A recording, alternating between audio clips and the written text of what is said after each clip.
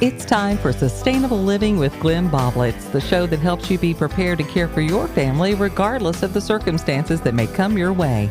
Now, here's your host for today, Mark Lamb.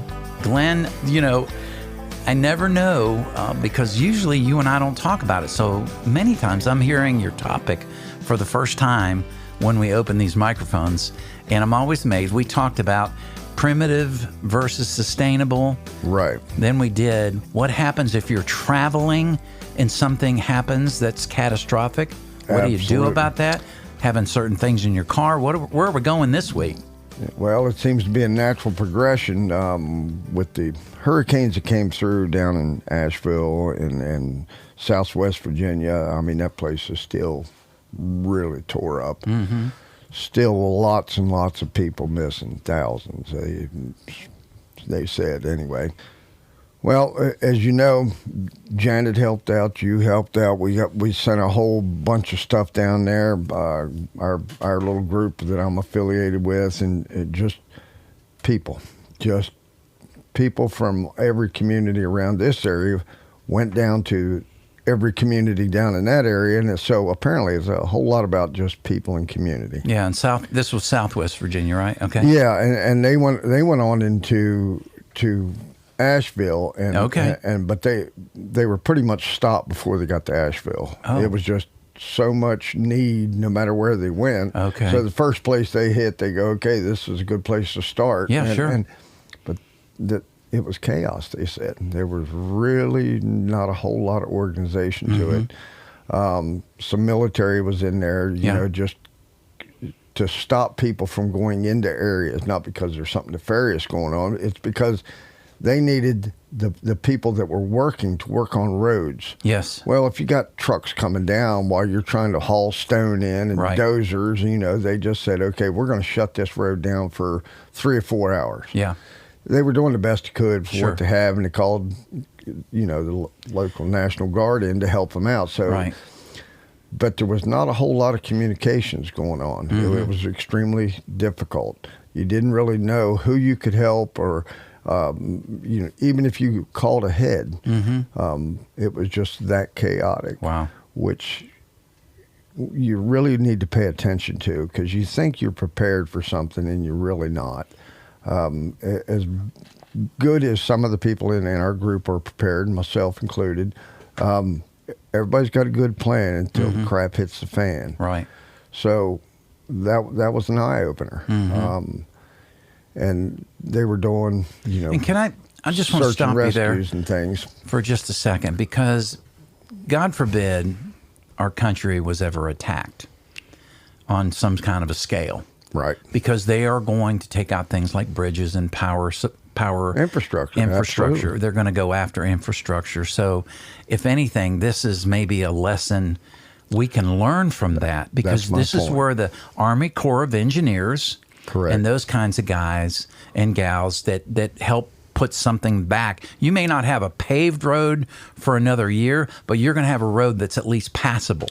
Right. They had washouts that were 20 and 30 feet deep on roads. Right. And you just can't just drive down over the edge, because there is no edge. It's a cliff. Right. So they would break the edges back and try to fold it down, and you'd be driving along and have to drop down to creek level on a rough gravel. Wow. It wasn't nice smooth gravel, nice rough gravel, and to get to these places. Yeah. But my point is, there were so many people that had just a heart for our fellow Americans. That's as much as you can say about that. They're just a fellow American. They don't care about their politics. They don't care about their ethnicity. They don't care about any of that. They said, one of our Americans has lost her home. Mm-hmm. And in this case, it was thousands. So people just gave from the heart, rushed down there, reached in their pocket, and they didn't have things to donate. They had to go buy them. Mm-hmm. And who's got that kind of extra money? Right. Especially in these times. Well, it's kind of biblical, They gave until it hurt, and then they gave a little more. Right. Just like the Bible story of the widow who gave her last mite. Seed, well, I'm here to tell you, people did that. Mm-hmm. People had an extra $20 for groceries that week, and instead went out and bought an extension cord. Right. Went out and bought something to send down to these people who had absolutely nothing. Okay. That's from day one. Yeah. Then you got all these guys, the locals down there, that just said, we're not waiting.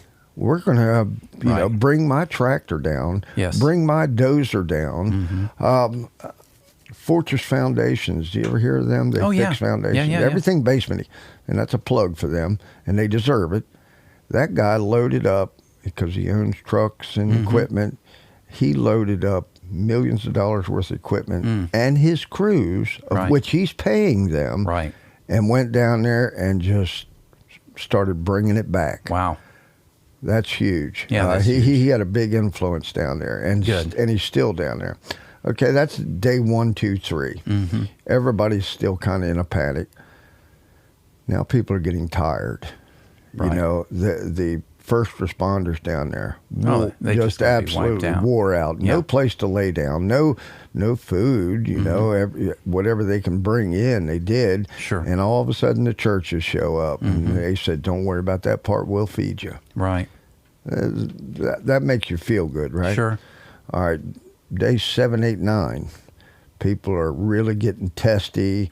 We've got some people in with some egos now because it's starting to get, quote, organized. And there's conflicts. Yeah. And that slows everything down. That's almost like you're rebuilding a society, a local society. Right. And there's got to be some type of organization. Yeah, somebody's got to be in charge, but there was too many chiefs and not enough Indians. Yeah.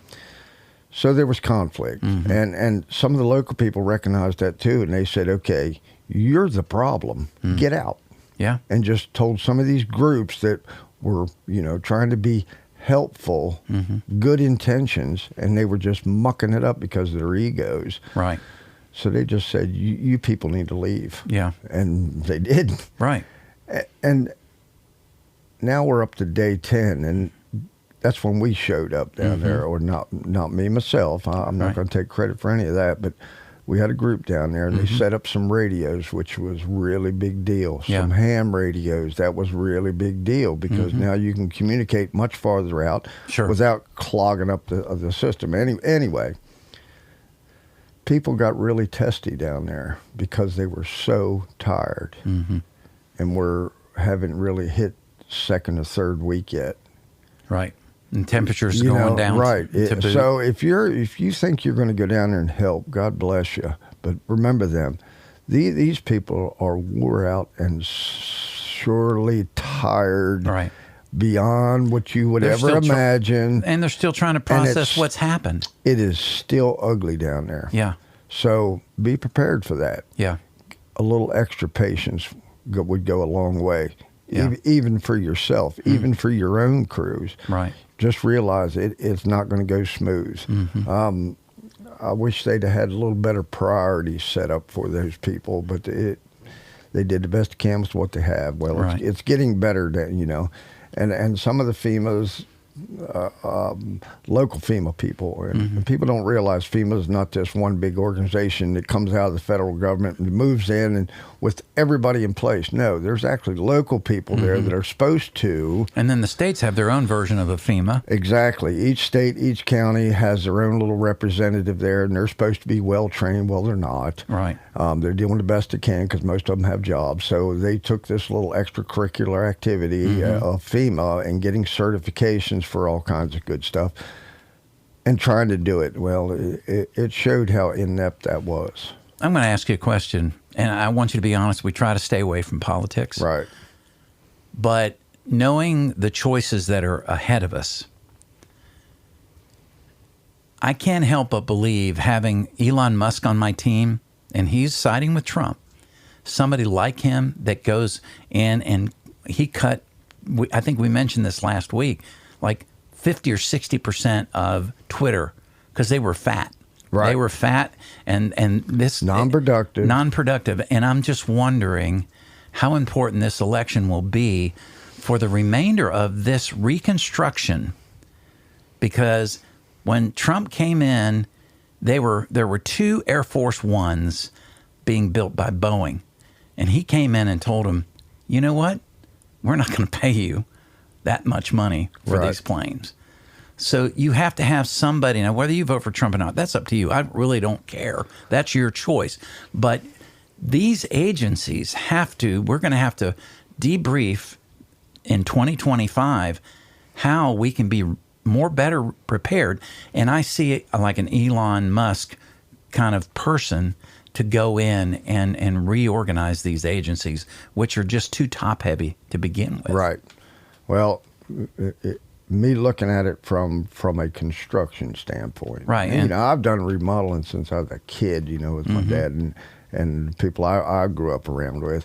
Sometimes it's better just to tear it down. Right. Yeah. And start over. Yeah, we grew up kind of poor. My sister bought her an old house to fix up, and when we looked at it, I said, "That's not a fixer-upper. No, that's a tear down." Right. So some of these programs are going to have to go and to rebuild it because it's embedded with snakes. Yeah, and it's not like we don't want a FEMA and we don't want a Department of Justice or those kinds of things, but they've just become too bloated and inefficient. Termites have gotten in the house and ruined the house. That's what the deal is. And we'll get it figured out, or we won't. Or we won't. And the house will fall down around us. And that's what I've always said. The fall will be so great if we don't go in and do some of the hard work now that it will be devastating for everyone except for the uber rich. They're going to be fine. Well, we've already got some problems that I think that we're not going to be able to fix in 2 generations. Right. I talk a lot about food security and that kind of thing. Our food system is so out of whack, and it's hitting the danger point with just chemicals and all that kind of stuff. Right. I quit eating out. I've quit trying to buy from the store. I'm not going to sound like some hermit, but I know that stuff has so many chemicals on it, and they're going in my body, and that ain't what I want. Right. That's my whole purpose for starting to grow my own food. 20 years ago, I said, this stuff is just laced with every kind of chemical you can think of, and I'm not going to eat it anymore.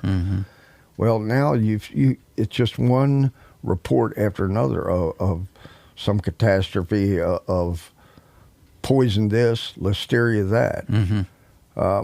They're killing thousands of these chickens all the time. And you going, are they doing this for our safety? Are they doing this to wipe our food out? Is it some conspiracy theory? Yes. I don't know. You just say yes to it. If it's bad, you say, and the government's involved, you can pretty much say, yes, it's bad. Unless you do something about it. Yeah. And I don't mean with the government. You're not. You're going to have to fix your food system. If you have the ability to grow that food, you better grow it. Yeah. It's just better for you. And with all the threats we have coming, left and right, it just makes sense. But people are not set up to do it. And that's what this showed me down in Asheville. People are just not ready for their infrastructure to be cut off in some form or fashion, whether it's a flood or an EMP. If you cut that off, everything goes to a catastrophe, and don't plan on anybody helping you because it's just going to be chaos. Right. So don't be in the chaos. Prepare for it now while you can. And that's what I keep pushing this. Be sustainable. Sustainable means you can sustain yourself. And people have just kind of buried their heads in the sand. Now, this past weekend, we had 20-some people there, and we processed 3,200 pounds of apples in some form or fashion, juice, cider, applesauce. They're still probably doing it at home. They go, wow, it's getting dark. We're going to take the rest of our apples home to do it. That's not patting me on the back. That's patting these 20 people on the back. But we have a nice outdoor facility that we can do this in. Right. You better find somebody else to maybe put this thing together, even if it's a tent. I don't care what it is. You're going to need this. And that showed up in Asheville. I mean, if you didn't have a way to cook, how are you going to cook all that food? Isn't that funny that one of the first things they asked for was a can opener? Wow. Wow, they got lots of food and no can opener. That's a logistical mistake. Yeah. Why, if you're going to donate stuff down there, make sure it's a pop top opener. They may not have can opener. Mm-hmm. Holy cow. Yeah. One of the things we set down was bed rolls, just something to keep them from sleeping on the ground or on the concrete. Mm. Yeah. How simple. Yeah. You know, then they needed IFAX kits, you know, tourniquets. And what are you needing tourniquets for down there? Because people had chainsaws everywhere. And some people were not as good with a chainsaw. They may have cut a little wood in the backyard, but heavy trees, they weren't ready for it. Trees that are entangled to other trees. And there were several people that got hurt. Sure. And we actually, one of our guys from actually the group had to run down our IFAX or their IFAX down there and give them a tourniquet. Wow. Now that's a life-threatening thing. Sure. So everybody ought to have one of these little emergency kits. Yes. Yeah. Yes. That Stop the Bleed class we talked about. Yeah. You'll learn that.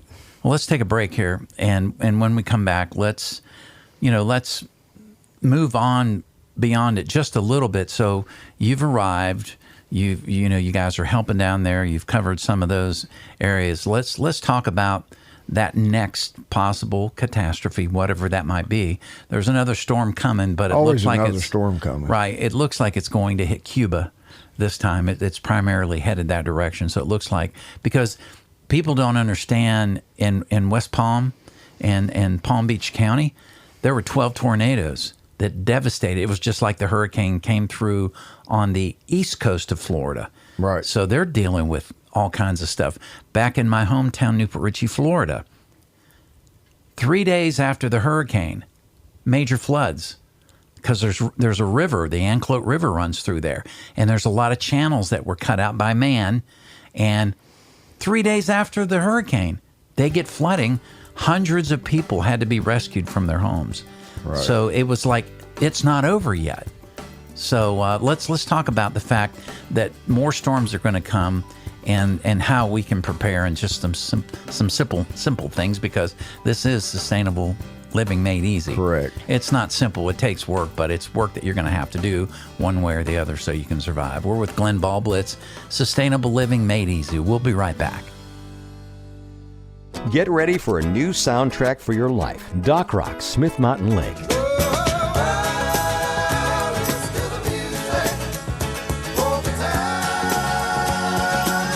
It's music that'll take away your troubles for a while. That's what I'm talking about! Wake up with Janet and Mark on the Morning Jam. They'll keep you informed and encouraged, and we all need more of that. You say jam? You're invited to be a part of the Doc Rock family, your feel-good station. Doc Rock, Smith Mountain Lake. We're back with more Sustainable Living with Glenn Ballblitz. Be sure to look for Sustainable Living on Facebook for even more information and follow-up conversations with other members. Now, here's your host, Mark Lamb. Back with Glenn. There are some more storms coming. It may not be a hurricane. It could be a tornado. It could be an election. Right? I mean, the word is, no matter which way this thing goes, there could be some unrest in our own country. No, there's definitely going to be that. So what are we going to do about that? Well, like we talked about, the military being brought in down there just as an assistance. And there's a lot of things that happens when they get an order. And it is martial law. Martial law has lots of steps to it. So they can go in and just do assistance for the local sheriff's department, just because the sheriff's department doesn't have enough personnel. So that's a good thing. And don't think these guys that are out there wearing this uniform are some bad and evil guy when I say, martial law. But that is the power arm of martial law, and is the military. Now, the worse it gets, the stronger that arm is. But regardless of that, you don't want to be out in this chaos. So my suggestion, and it's always been, there's priorities. If you don't have to go out in it, don't. Right. And the only way you're going to be able to not go out in it is to have that water. Yes. Food, security of your own, communications. If you can get those four started and maintain it, you should stay the heck out of it. because them guys don't have time for any kind of foolishness. None. Right. Zero. Right. And 10 days in, now they're tired, angry, testy. Yeah. You know, this past weekend proved how fast you can get testy. Yeah. Now, we did all those apples, and my wife worked her butt off. I mean, they canned hundreds and hundreds of jars, but at a breakneck speed. So at the end of the day, my wife might have been a little testy. I might have been a little testy back. Right. And then we had to step back and go, okay, we're just tired. Sorry, baby. You know, what do you need? Okay, well, if it gets bad out there, it's not going to be this sweet, loving wife that you're dealing with. You know, she's going to be scared. They're going to be people that are not as friendly as your inner circle. You don't want to be out there in this stuff. And the longer it goes, the more desperate people become. Don't be out in that desperate situation. Now, it's getting serious, folks. Yeah, there's no doubt in my mind that we are going to see some disruptions. Right. Whether this disruption comes from Russia, China, whatever. Right. But all it's going to take is something major disruption, a major storm. Yeah. Not from nature. Right, from man. From man. And I've heard the number as high as 20 million. I don't know. Let's just say it's the 10 to 11 that we're certain of illegal immigrants that have come in, and many of them of Army age, military age, I should use that term. Don't want to disparage the Army sitting across from a Ranger. Yep. But, from hostile countries. And there's hundreds of known terrorists that are in our country. Right. Those are the ones that we know about. Right. Those that are truly dangerous people, right. Yes. But there's... the gangs and everything else. There is gangs here that already know what they're going to do. And they're going to hit you in a surprise manner because you don't know they're here. Right. You know, the government saying that they're not. Right. You tell the average person this, and they go, you're Alex Jones theory. No. Yeah, exactly. You know, ask any border agent who's you been catching. You know. Then you have the dreamers. Now, when the dreamers get here, they just came from a tough place where the cartel have been killing people. Right. If they refuse to, run drugs for them. Then you have all this stuff with children. Right. Now, anybody that's dealing in the sexual exploitation of children are dangerous, evil people. Right. And they are in your neighborhoods. Now, you may think there's nobody here in Lynchburg like that. You'd be wrong. Right. Not as many as Detroit or New York, but it doesn't matter. So I'm just telling you, you're going to have to be prepared to stay out of that. Yes. Stay out of that way. They are crazy, evil people. Right. Evil being the operative word here, buddy. I mean, they have no sense of morality. As long as they're making big bucks and all that, there's no big deal. But the minute, what happens when the power goes out? They go, okay, now I need to find food and water. And, right down the road, I seen food and water. That's your house. Guess where they're coming? Yeah. You may have to defend that home. A lot to it, folks, and it's not good. I mean, I'd like to paint some rosy picture of hope and change. Right. Well, it definitely changed, and it wasn't for the good. So the only thing we're going to have to do is these communities, just like we pulled together and went to Asheville, pulled together for the hurricane at Thaxton. That's amazing, good, Christian, wholesome, patriotic, all the above kind of stuff. Well, you better gather up all them people. Gird your loins. Yeah. Because you're going to need it. Yeah. But, if you don't know anything, get online. I mean, there is so much information out there now on prepping. It's mainstream. Right. There's no reason for you not to know. Right. And you're going to have to get into it and get into it quick. I mean, what are we down to, 22 days to an election? Gosh. 22 days, people. I know. Wakey, wakey. By the time this hits the platform, it's even going to be less. Right. So what are you doing? Don't think that everything's just going to keep going along just rosy. You better get prepared while you can. Get some, at this point, you better just get some canned beans. And beans and rice. And rice. Yeah, whatever you can do. But I'm telling you, it's going to be water, food, security, and communication. Mm-hmm. If you can't communicate, and that was very evident down in Asheville. You're right. And this was just a flood and hurricane here, folks. Mm-hmm. There was nobody mean and malicious. Right. Add that to the mix. Now you need to get a little more prepared. Mm-hmm. Now, all the things that we're talking about, it's kind of scary. It's kind of scary. Well, you're right, but life ain't fair. Mm-hmm. So you should have been doing this all along anyway. Hey, this country has how many years?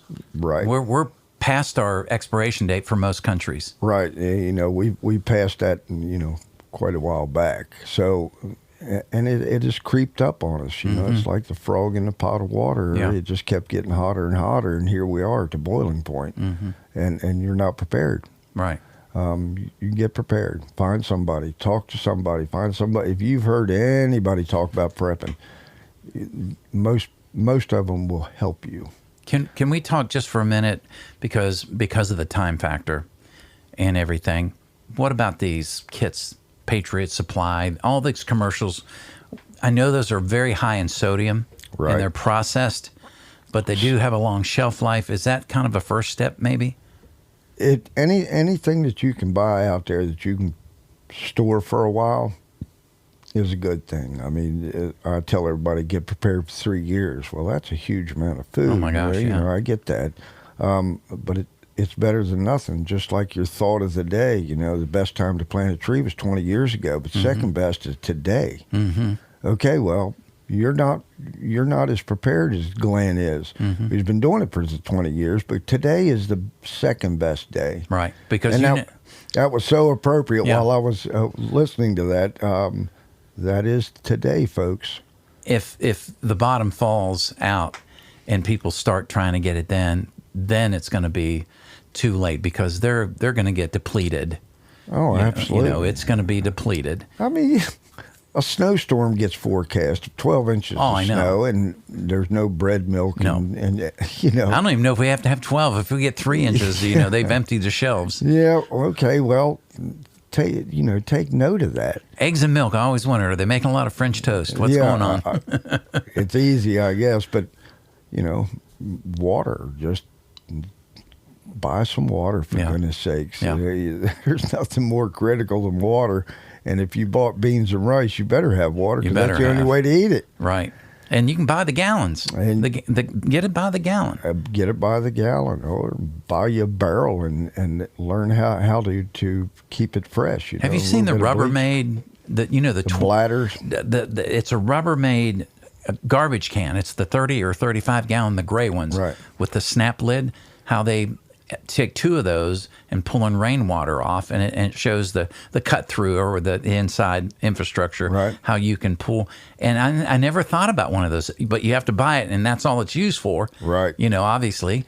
But that looked pretty simple and inexpensive compared to maybe these barrels. Well, yeah, with a few little tools, you could take that same principle and apply it to something else. Right. Whether, as long as it's a food grade barrel, you wouldn't want to put some chemical laden barrel in there just because you think you cleaned it out, because it's not. It's in the plastic. Yeah. So it has to say HDPE for it to store water in. But okay. There's no excuse not buying 5-gallon buckets. There's no excuse buying these 5-gallon water bladders. They're made of this collapsible plastic, so you can store them. Now they're not. Now you got me going. Now they're not going to last as long as something a little more harder and rigid. But I've told you water is critical. Yeah. So find something to store it in and start storing it now. Let's say 2 years ago, Glenn was an idiot, and I haven't used it for 2 years. Well, 2 years one day, and you'll go, wow, I'm so glad that idiot Glenn told me to get that.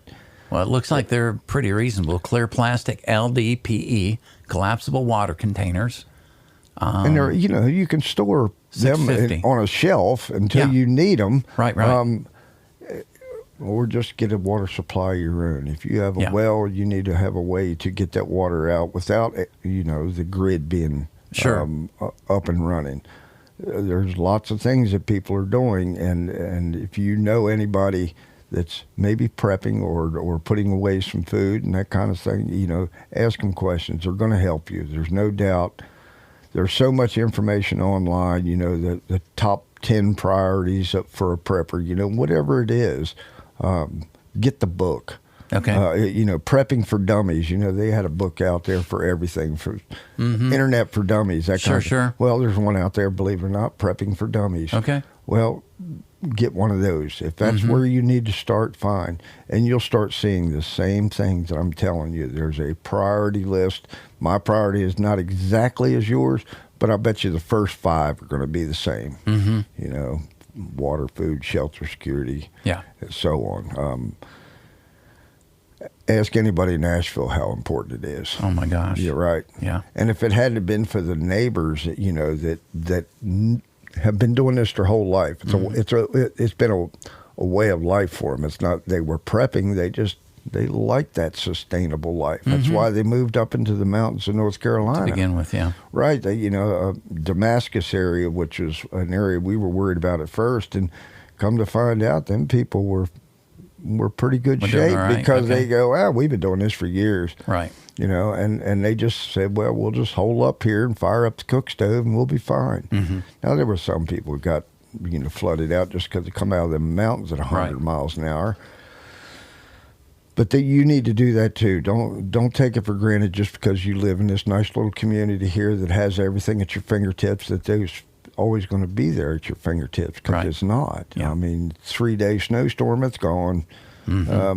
Your wife's going to thank you if you bought an extra roll of toilet paper, you know, that kind of stuff. So you'd be more thankful if you had food to eat. You know, you can take care of some things with a handful of leaves, but, you know, you can, not much you can replace food and water with. No, that's right. Except for food and water. Right. So that's kind of what I was here. It was a shocking thing to see how bad the organization was, and because it was a major deal. You know, it wasn't just a simple localized flooding. It was a terrible event. You know, they got like 30 inches of rain. It's unheard of. That's kind of biblical, folks. And it just caught everybody off guard. Well, quit being off guard. Right. Be prepared. You know, that's the whole thing here. Be sustainable. Yeah. Like it was Dan Bongino says, "Be hard to kill."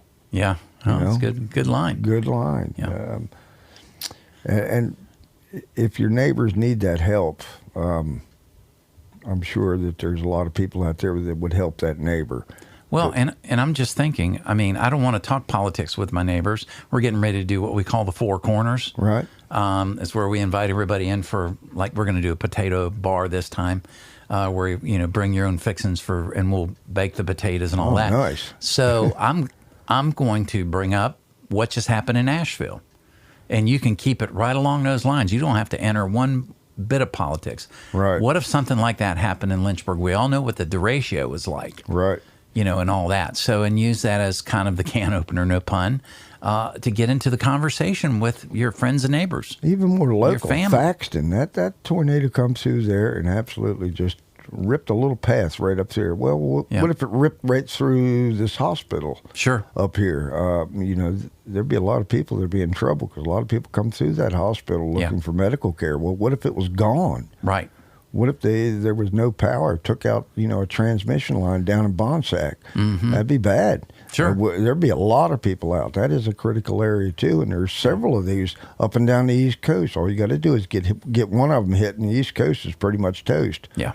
So knowing that, you know, we're vulnerable. Yeah. Don't be vulnerable. Don't get dead. Yeah. TikTok. Yeah. It's coming. Storms of life are coming. Well, Glenn, as always, thank you.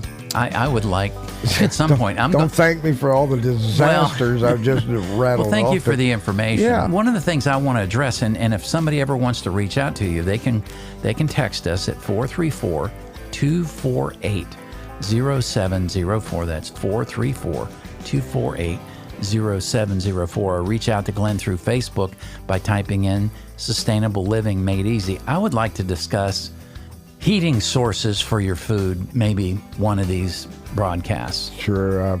We did a whole big class on that during the fall festival, right. and that's a big deal too. You know, it's not just heating the food; it's boiling your water. Right. True. That's another key. We talk about water a lot. Yeah. Because it's important to me. Yeah. Just as it's important to you. Yeah. But yeah, let's do that. Okay. Sounds good. Thanks, bud. Thank you. Join us again next week for Sustainable Living with Glenn Boblitz, helping you be prepared and not scared. This podcast drops every Friday anywhere you get your podcast.